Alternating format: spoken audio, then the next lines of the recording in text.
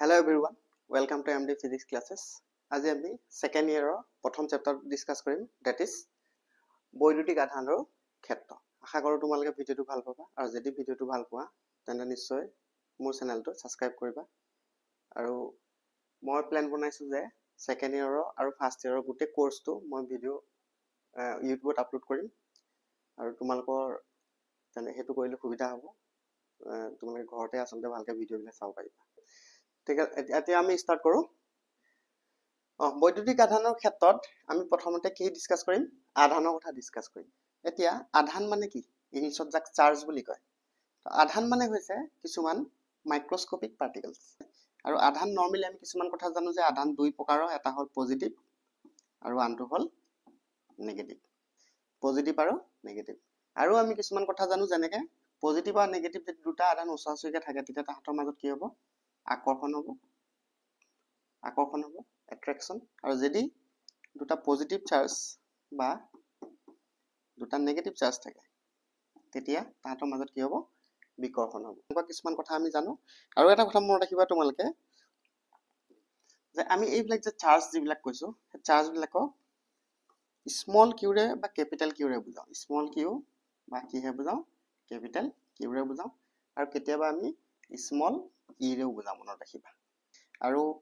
যদি উদাহৰণ দিবলৈ চাওঁ মই চাৰ্জৰ বা আধানৰ দুটা উদাহৰণ, তেতিয়া কি হ'ব? প্ৰোটন আৰু ইলেক্ট্ৰন। যেটো আমি জানো প্ৰোটনটো ধনাত্মক ধৰো আৰু ইলেক্ট্ৰনটো ঋণাত্মক ধৰো। এতিয়া তোমালোকৰ চেপ্টাৰত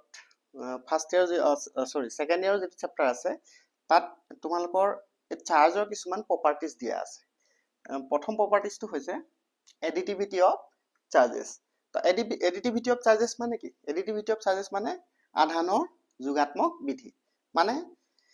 এডিটিভিটি অফ চাৰ্জেছ আমাক এইটো কথাই কয় যদি এটা সিস্টেম ধৰো, সিস্টেম মানে আমি সিম্পলি এটা বক্স ধৰিব পাৰো, ঠিক আছে? বা অসমীয়াত এই সিস্টেমটোকে কি বুলি কয়? নিকায় বুলি কয়। হ'ব? এনেকুৱা বক্স এটা আমি ধৰিব পাৰো। তো ইয়াত যদি কেইটামান চাৰ্জ থাকে Q1 Q2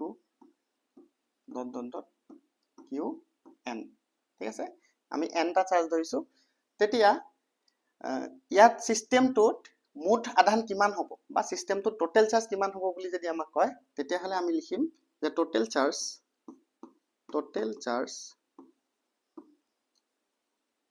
Q equal to কি হ'ব? Q1 plus Q2 plus plus Qn। মানে অন্য কোনো নহয়, সিম্পলি কি কৰিব লাগিব? আমি সিস্টেমটোত থকা চাৰ্জ বিলাক যোগ যদি কৰি দিও, এই যোগফলটোৱে হ'ব মুঠ আধান। হ'ব? একদম সিম্পল প্ৰপাৰ্টিজ। তাৰ পিছত আমি নেক্সট প্ৰপাৰ্টিজত যাম। নেক্সট প্ৰপাৰ্টিজটো কি কৈছে আমাক? যে চাৰ্জ ইজ কনজাৰ্ভড বা আধানৰ সংৰক্ষণ হয়। ঠিক আছে? আধানৰ সংৰক্ষণ হয়। তাৰ কাৰণে আমি এটা নিকায় ধৰিব লাগিব বা সিস্টেম ধৰিব লাগিব। এটা সিস্টেমটো কেনেকুৱা ধৰিব লাগিব? আইসোলেটেড সিস্টেম ধৰিব লাগিব। Isolated system.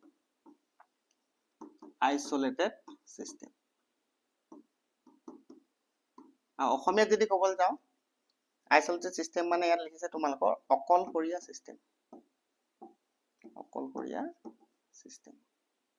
অকলশৰীয়া নিকায় ক'ব পাৰা, ঠিক আছে? এনেকে যদি অকলশৰীয়া এটা নিকায় ধৰো আৰু তাত যদি মই ধৰি লওঁ যে কেইটামান চাৰ্জ আছে, তিনটা চাৰ্জ মই ধৰি লম, Q1 Q2 Q3, তিনটা চাৰ্জ আছে। তেতিয়া কনজাৰ্ভেশ্যন অফ চাৰ্জে আমাক এইটো কথাই কয় যে ইয়াত এই চাৰ্জটো সদায় একে থাকিব। ঠিক আছে? কেলে একে থাকিব? কাৰণ আমি সিস্টেমটো কি ধৰিছো? Isolated system. আইসোলেটেড সিস্টেম বাই ডেফিনেশন কি হয়? সংজ্ঞাৰ পৰা আমি কি গম পাওঁ যে এই সিস্টেমটো বা বাহিৰলৈ একো বস্তু ওলাব নোৱাৰিব। মেটাৰ বা এনাৰ্জি, শক্তি বা ইয়াত থকা যেটো পদাৰ্থ এটো বাহিৰলৈ ওলাব নোৱাৰিব। আৰু বাহিৰতো যদি কিছুমান চাৰ্জ আছে Q3 Q4 Q5 মই ধৰি লৈছো দুটা, ঠিক আছে? এই চাৰ্জ বিলাকো কি হ'ব? ভিতৰত সোমাব নোৱাৰে। এটা সব ভিতৰত থকা চাৰ্জটো যদি বাহিৰলৈ ওলাব নোৱাৰে আৰু বাহিৰত থকা চাৰ্জটো যদি ভিতৰলৈ সোমাব নোৱাৰে, তেতিয়া হলে মই কি ক'ব পাৰিম? মই ক'ব পাৰিম যে চাৰ্জটো একে থাকিব লাগিব সিস্টেমটো, হয়নে? আৰু হেতুকে আমি কি বুলি কওঁ? কনজাৰ্ভ বা সংৰক্ষণ হোৱা বুলি কওঁ। মানে যদি আধানটো একে থাকে তাকে কি বুলি কয়? কনজাৰ্ভ হোৱা বুলি। তাৰ পিছত আমি নেক্সট পইণ্টত যাম। নেক্সট পইণ্টটো হৈছে কোৱান্টাইজেশ্যন অফ চাৰ্জ বা আধানৰ কোৱান্টিকৰণ। আধানৰ কোৱান্টিকৰণটো সবতছে ইম্পৰ্টেন্ট তোমালোকৰ, মেইনলি ইয়াৰ ৰিলেটেড প্ৰশ্ন বহুত আহে পৰীক্ষাত। আধানৰ কোৱান্টিটিৰ কাৰণে আমাক এটা সিম্পল কথা কয় যে আধানবিলাক যে থাকে সেই আধানবিলাকৰ যদি মানে যিকোনো বস্তু এটা ধৰি লওঁ বা যিকোনো যদি সিস্টেম এটা ধৰো তাত যিটো টোটেল চাৰ্জ হ'ব বা মুঠ আধান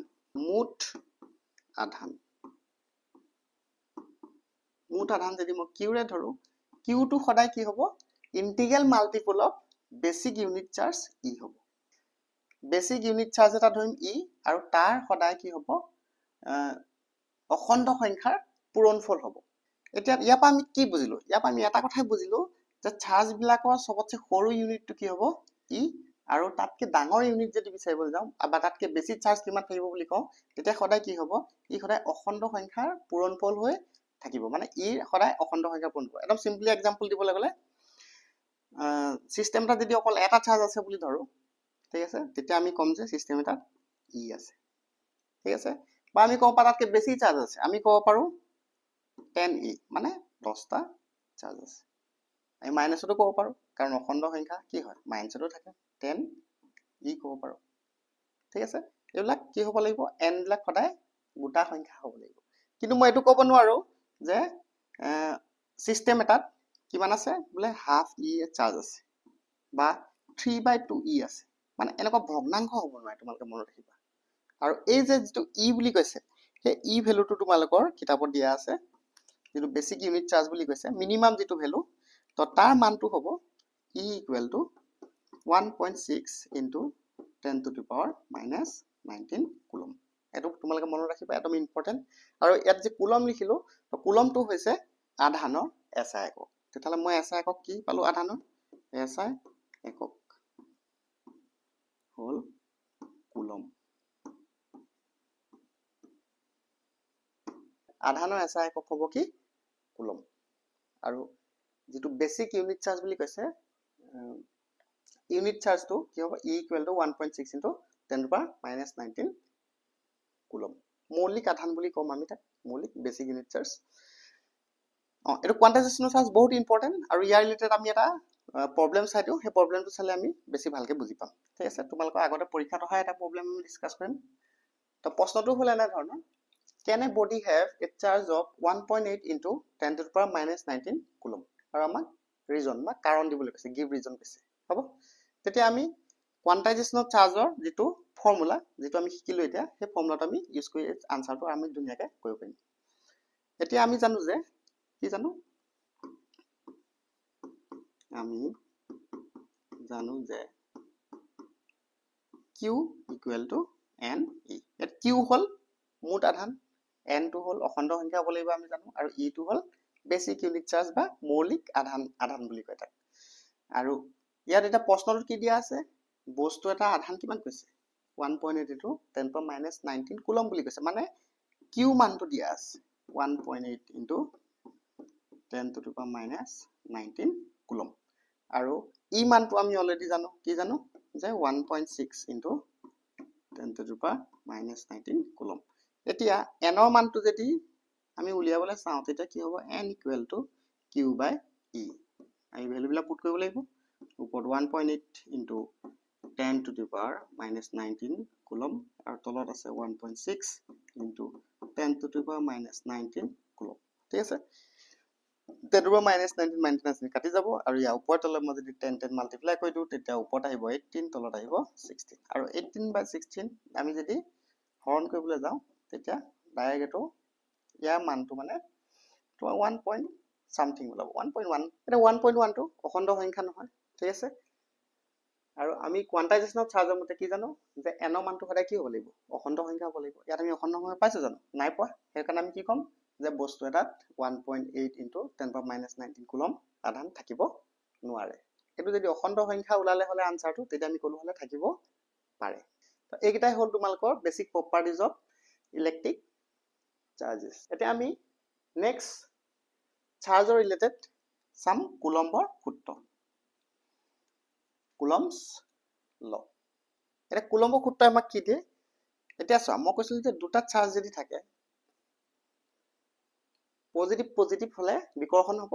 আৰু মানে সেম চাৰ্জ হলে বিকৰ্ষণ হ'ব আৰু যদি অপোজিট চাৰ্জ হয় পজিটিভ নেগেটিভ হয় তেতিয়া আকৰ্ষণ হ'ব এতিয়া আমাৰ কি হ'ব লাগিব আমি এই যেটো বল পাইছো সেই বলটো ক্যালকুলেট কৰিব পাৰিব লাগিব আসলতে আৰু সেই ক্যালকুলেশনৰ কাৰণে আমাক কাৰ সহায় ল'ব লাগিব কুলম্বৰ সূত্ৰৰ সহায় ল'ব লাগিব এটা কুলম্বৰ সূত্ৰ কি কয় কুলম্বৰ সূত্ৰ কয় যদি তুমি দুটা আধান ধৰা q1 আৰু q2 ঠিক আছে আৰু আধান দুটাৰ মাজৰ দূৰত্ব যদি স্মল r হয় q1 আৰু q2 আৰু আধান দুটাৰ মাজৰ যদি দূৰত্ব স্মল r হয় তেতিয়া হলে কুলম্বৰ সূত্ৰ মতে এহতৰ দুটা মাজত ক্ৰিয়া কৰা বল তাক মই f এ বুজাম ফোৰ্স ঠিক আছে সমানুপাতিক হ'ব কাৰ সমানুপাতিক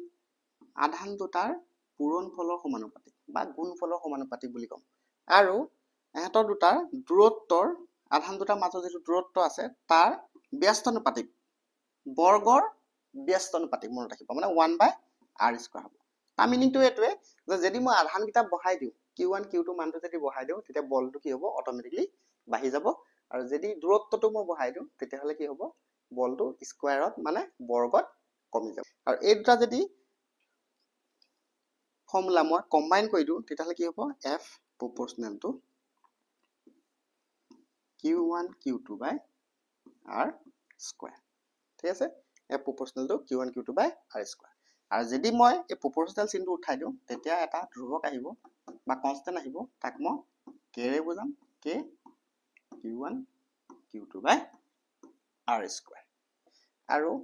k মানটো আমি জানো k মানটো হৈছে 1/4 pi epsilon naught k মানটো কি 1/4 pi epsilon naught ইয়াত যেটো epsilon naught দিছে হেতু এটা ধ্ৰুৱক হয় epsilon naught আৰু ইয়াৰ মানটো হ'ল 8.854 into 10 to the power minus 12 10 to the power minus 12 coulomb square per newton meter square আৰু এই epsilon naught কি বুলি কয় permittivity in free space বা শূন্যত বৈদ্যুতিক পাৰবিশ্যতা বুলি কব ইয়াৰ নামটো epsilon naught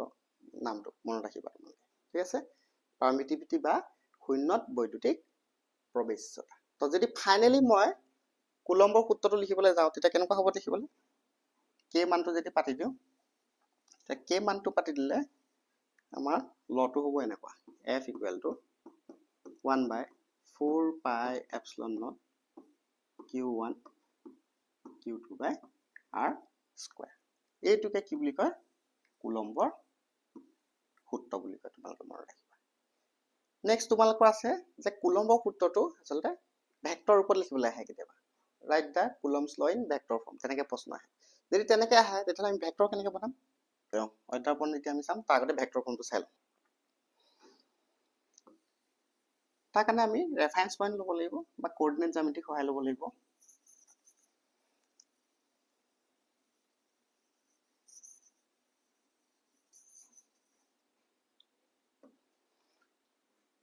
কি কৰিম মই দুটা অক্ষ আঁকি লম xy অক্ষ ইফালে x দি দিম ইফালে y দি দিম আৰু এটো মই সেন্টাৰ কেন্দ্ৰ মই O ধৰিম আৰু মই দুটা চাৰ্জ লৈ লম এটা q1 লম আৰু q2 লম ঠিক আছে আৰু ইয়াৰ পৰা ইয়ালে মই অৱস্থান ভেক্টৰ আঁকিম অৱস্থান ভেক্টৰ বুলি কয় মনত ৰাখিবা পজিশন ভেক্টৰ বুলি কয় ঠিক আছে ইংলিছত এতিয়া ইয়াৰ পৰা কেন্দ্ৰৰ পৰা ইয়াৰ দূৰত্বটো যদি q1 আধানৰ দূৰত্বটো মই r1 ধৰো আৰু q2 আধানৰ দূৰত্বটো যদি মই r2 ধৰো আৰু তেতিয়া হলে অটোমেটিক্যালি আমাৰ মনলৈ আহিব যে q1 আৰু q2 মাজৰ দূৰত্ব আমি কি ধৰিম r1 টো ধৰিলে ভাল হ'ব আৰু এনেকৈ কৰাৰ লগে লগে এটো ভেক্টৰ আঁকিব পাৰিম আমি মনত ৰাখিবা এনে কৰাৰ লগে লগে তেতিয়া মই ফোৰ্সটো কেনেকৈ লিখিম ফোৰ্স f1 2 লিখিম আৰু মই ভেক্টৰ চিন দিম ঠিক আছে 1 টো এটো বুজায় যে 1 নম্বৰ চাৰ্জটো 2 নম্বৰ চাৰ্জটো দিয়া বল বা 1 নম্বৰ আধানটো 2 নম্বৰ আধানটো দিয়া বল f21 লিখাল কি কল হলে 2 নম্বৰ আধানটো 1 নম্বৰ আধানটো দিয়া বল ইকুৱেল টু কি হৈ যাব 1/4 pi epsilon naught q1 q2 by r square হ'ব ঠিক আছে এইফালে ভেক্টৰ হৈ গ'ল এইফালেটো ভেক্টৰ বনাব লাগিব হেতু কাৰণে আমি এটা নতুন ভেক্টৰ সহায় লম যাক ইউনিট ভেক্টৰ বুলি কয় এটো 1 টো দি দিম এটা ডিসটেন্সটো যেটো 1 টো ঠিক আছে r1 টো ক্যাপ দি দিম এতিয়া মই r টো ডিসটেন্স বুজাই আছে এটা r1 টো ক্যাপটো মই কেনেকৈ পূৰণ কৰিব পাম সিম্পল কথা যদি তোমাৰ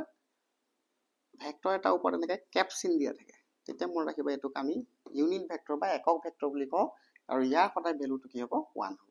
আৰু যেহেতু ইয়াৰ ভ্যালুটো 1 হয় হেতু কাৰণে আমি যিকোনো ফৰ্মুলাৰ লগত ইউনিট ভেক্টৰ পূৰণ কৰি তাক মই ভেক্টৰত বুজাব পাৰিম ঠিক আছে গোটে এক্সপ্ৰেছনটো ভেক্টৰত বুজাব পাৰিম যদি তোমালোকৰ ভেক্টৰ ফৰ্মত লিখিবলৈ আহে কুলম্বছ ল ইন ভেক্টৰ ফৰ্ম তেতিয়া হলে এনেকৈ লিখি দিলে হৈ যাব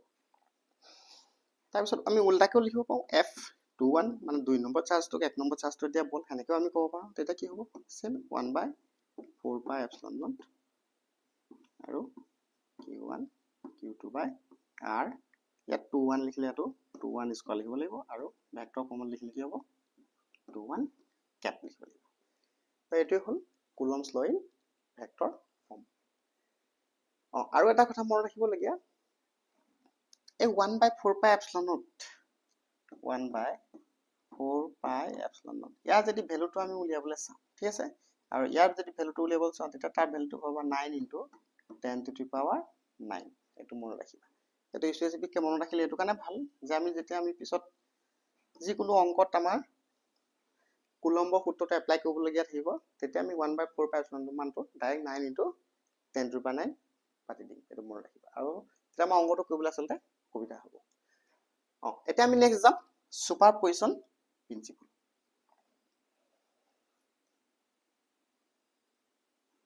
ফোৰ্স বিটুইন মাল্টিপল চাৰ্জেস মানে দুটা চাৰ্জ থাকিলে আমি কুলম্ব সূত্ৰ সহায়ত বল উলিয়াব পাৰিম ঠিক আছে বা ফোৰ্স উলিয়াব পাৰিম কিন্তু দুটাতকৈ যদি বেছি আধান থাকে তেতিয়া হলে আমি বলটো কেনেকৈ উলিয়াম তো হেতু উলিয়াবলৈ আমি কি ইউজ কৰিম সুপাৰপজিশন প্ৰিন্সিপল ইউজ কৰিম তাৰ কাৰণে মই কেইটামান চাৰ্জ লৈ লম q1 এটা চাৰ্জ লৈছো আৰু মই এফলে আৰু অলপ চাৰ্জ লৈ লম q2 q3 আৰু কেইটামান লৈ লম আৰু লাষ্টত মই এটা লৈ লম চাৰ্জ qn মানে q1 পৰা qn চাৰ্জ লৈছো এতিয়া মই এনেকৈ উলিয়াম q1 চাৰ্জটোত বাকি চাৰ্জ বিলাকে কিমান বল দিছে হেতু আমি উলিয়াবলৈ ট্ৰাই কৰিম তাৰ কাৰণে মই কি কৰিম সিম্পলি মই এটা ডিসটেন্সটো উলিয়াই ল'ব লাগিব প্ৰথমতে ডিসটেন্সটো মই এটা প্ৰথমতে ধৰি লম কিমান হ'ব এটা 1 আৰু 2 এটাৰ মাজৰ ডিসটেন্সটো মই সিম্পলি ধৰি লম 1 2 মানে 1 নম্বৰ আৰু 2 নম্বৰ আধানৰ মাজৰ দূৰত্বটো ঠিক তেনেদৰে 3 আৰু 1 ৰ মাজত ডিসটেন্সটো কি লম r1 3 আৰু 1 আৰু n মানে qn ৰ মাজৰ দূৰত্বটো লম r1 n এতিয়া মই ইন্ডিভিজুৱেল চাৰ্জ বিলাকৰ বল উলিয়াব পাৰিম q1 ক q2 এ কিমান বল দিলে উলিয়াব পাৰিম কাৰণ দুটা আধানৰ মাজৰ বল কোনে দিয়ে কুলম্ব সূত্ৰ দিয়ে হেতু কাৰণ ডাইৰেক্ট মই কুলম্ব সূত্ৰত লিখিব পাৰিম f1 2 কি হ'ব 1/4 pi epsilon naught q1 q2 by r square ঠিক আছে ঠিক তেনেদৰে 1 নম্বৰ চাৰ্জটোক 3 নম্বৰ চাৰ্জটো কিমান বল দিলে মই এটো উলিয়াব পাৰিম কি হ'ব 1/4 pi epsilon naught q1 q3 by r square সৰি ইয়াত 1 2 আছে এটো কাৰণে 1 2 দি দিম আৰু বুজিবৰ কাৰণে আৰু এটো 1 3 দি দিম আৰু এৰিয়া ভেক্টৰ যদি লগাই দিম সৰি এৰিয়া ভেক্টৰ নহয় ইউনিট ভেক্টৰ যদি দিও তেতিয়া কি হ'ব 1 2 ক্যাপ আহি যাব আৰু 1 3 ক্যাপ আহি যাব আৰু ডট দি দিম লাষ্ট আমি কি লিখিছো ডট মানে ইয়াৰ পিছত 1 4 1 5 এনেকৈ আহিব তাৰ পিছত লাষ্টত লিখিছো f 1n equal to 1/4 pi epsilon naught q1 q3 by r1 or qn by r1n square আৰু r1n ক্যাপ আহিব এতিয়া অধ্যাৰোপণ নীতিটো আমাক কি কয় অধ্যাৰোপণ নীতিটো আমাক সিম্পলি কয় যদি আমি এনেকে বহুত বেছি মাল্টিপল চাৰ্জ বা এটাতকে বেছিকে যদি আধান দিয়া থাকে তেতিয়া তাৰ বলটো কেনেকৈ উলিয়াম তাৰ বলটো উলিয়াবলৈ হলে আমি সিম্পলি কি কৰিম ইন্ডিভিজুৱেল যিবিলাক ফোৰ্স পাম সেই ইন্ডিভিজুৱেল ফোৰ্স বিলাক উলিয়াম আৰু যোগ কৰি দিম মানে এতিয়া এটো অধ্যাপন নীতি যদি মানিবলৈ টোটাল চাৰ্জ টোটাল ফোৰ্সটো কি হ'ব টোটাল ফোৰ্সটো হ'ব f equal to f1 2 মানে 1 নম্বৰ চাৰ্জটো 2 নম্বৰ চাৰ্জটো কিমান ফোর্স দিলে plus f1 3 plus dot dot dot dot plus f1n মানে 1 নম্বৰ চাৰ্জটোক n নম্বৰ চাৰ্জটোৱে কিমান ফোৰ্স দিলে একদম সিম্পল ইয়াত এটো কৈছে যে ইন্ডিভিজুৱেলি তুমি এক নম্বৰ চাৰ্জটো বাকি চাৰ্জবিলাকে কিমান ফ'ৰ্চ দিলে উলিয়াব লাগে আৰু তাক যোগ কৰি দিব লাগে আৰু যোগ কৰি দিলে আমি কি পাম টোটেল ফ'ৰ্চটো পাম আৰু এইটোকে অধ্যাপনৰ নীতি বুলি কয় আৰু এটা কথা কৈছে অধ্যাপনৰ নীতিটোত যে যেতিয়া আমি ইন্ডিভিজুৱেলি ফ'ৰ্চবিলাক উলিয়াম তেতিয়া আমি ধৰি ল'ম যে এই দুটা চাৰ্জৰ চিষ্টেমক বাকি চাৰ্জবিলাকে এফেক্ট কৰা নাই ঠিক আছে এইটো আমি ধৰি লওঁ অধ্যাপনৰ নীতি মতে এতিয়া যদি আমি ভ্যালুবিলাক পুট কৰিব যাওঁ কি হ'ব 1/4 pi epsilon naught q1 q2 by r12 square r12 cap plus 1/4 pi epsilon naught q1 q3 by r13 square r13 cap plus last কি লিখিছিলো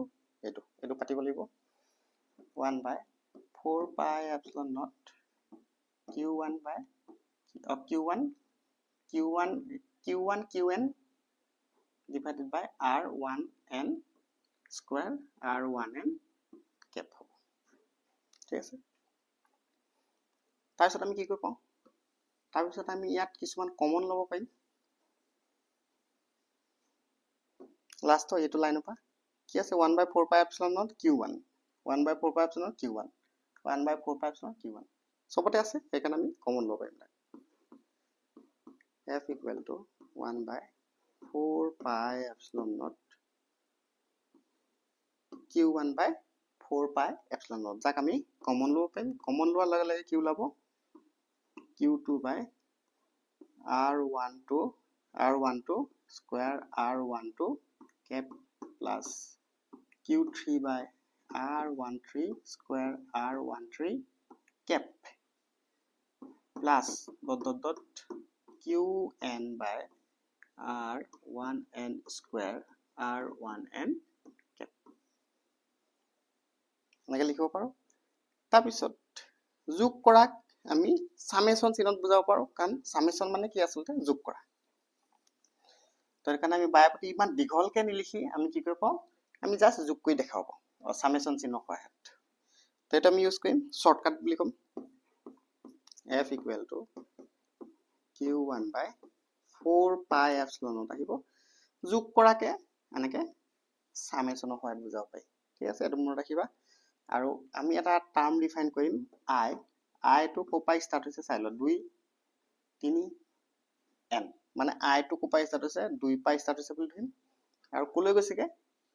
q n লৈকে গৈছে হেৰ কাৰণে 2 পা n লৈ যাব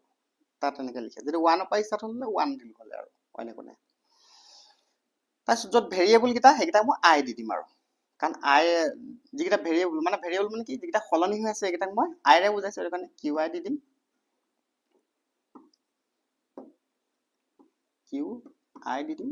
divided by r এটা সো 1 গিটা এটা ভেৰিয়েবল খলনি হৈ থকা নাই গিটা হেতু কাৰণে 1 to 1 এ থাকিব কিন্তু এটা খলনি হৈছে 2 3 খলনি হৈছে হেতু কাৰণে কি লিখি দিম i লিখি দিম ইয়াত স্কয়াৰ আছে ইয়াত স্কয়াৰ সবতে স্কয়াৰ আছে তলত সেই কাৰণে স্কয়াৰটো যেটো খলনি নহয় আমি তেনেকৈ লিখিব লাগিব কিন্তু যেটো খলনি হয় ঠিক আছে তাক আমি i লিখিব লাগিব r1 সবতে 1 আছে কাৰণে 1 এ লিখি দিলো আৰু বাকি 2 3 এনেকে ভেৰিয়েবল এটা ভেৰিয়েবল গিটা i লিখিব লাগিব আৰু ক্যাপ আহি যাব ঠিক আছে যদি আমি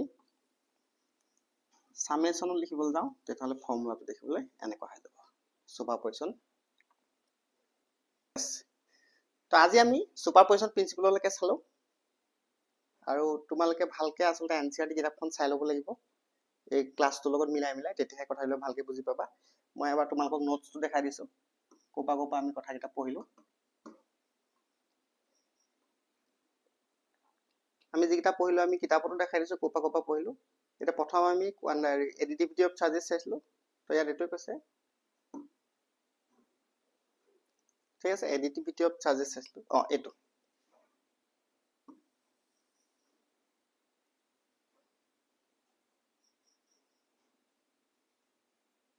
এইটো যেটো লিখা আছে যদি এটা নিকায়ত মুঠতে q1 q2 q3 qn এনেদৰে n টা আধান থাকে তেতিয়া নিকায়টো মুঠ আধান হ'ব এইটো যোগফল প্ৰথম যেটো আমি এডিটিভিটি অফ চাৰ্জেছ চালো এইটো তাৰপিছত আধানৰ সংৰক্ষণ হয়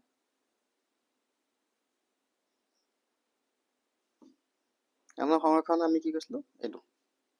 যে অকলশৰীয়া নিকায় এটাত মুঠ আধানৰ মান সদায় একে থাকে মেইন পইণ্ট কেইটা আমি চাব লাগে আচলতে তাৰপিছত নেক্সট আহিলে কোৱান্টাইজেশ্যন অফ চাৰ্জ এইটো ইয়াতে লিখা আছে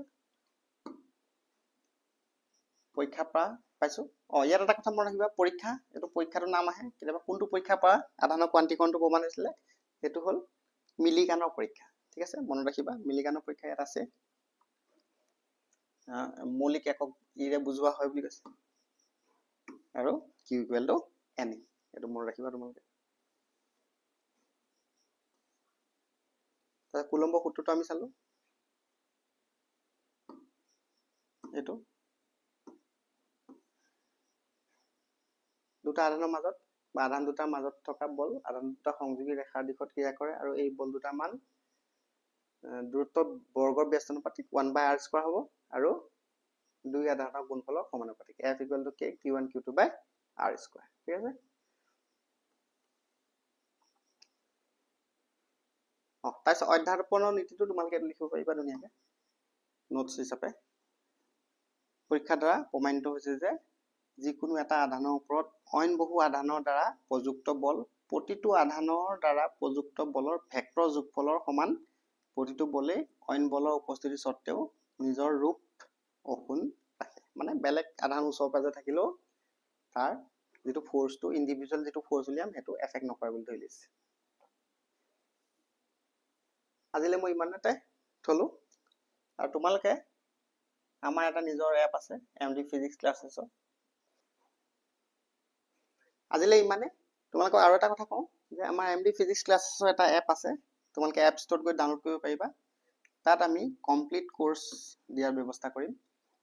এটা ইয়াত মেইনলি একো আপলোড কৰা নাই কিন্তু সোনকালে আমি ইয়াত আপলোড কৰিম তোমালোকে যে সাৰ্চ বক্সত যাবা ইয়াত লিখিবা MD physics classes MD physics classes search কৰিবা তো ইয়াত এইটো যেটো এপ ওলাব এই এপটো তোমালোকে ইনষ্টল কৰি লবা এতিয়ালৈকে মই কন্টেন্ট ইয়াত আপলোড কৰা নাই কিন্তু সোনকালে আমি ইয়াত দুটা কোৰ্স উলিয়াম এমডি ফিজিক্স ক্লাছৰ ফাৰ্স্ট ইয়াৰ আৰু সেকেন্ড ইয়াৰ কাৰণে তো তাত তোমালোকে এনৰোল হ'ব পাৰিবা যদি একদম ডিটেইলছত যদি পঢ়িব মন আছে কেবা ঠিক আছে thank you thanks for watching আমি সোনকালে লগ পাম এটা নতুন ভিডিও লৈ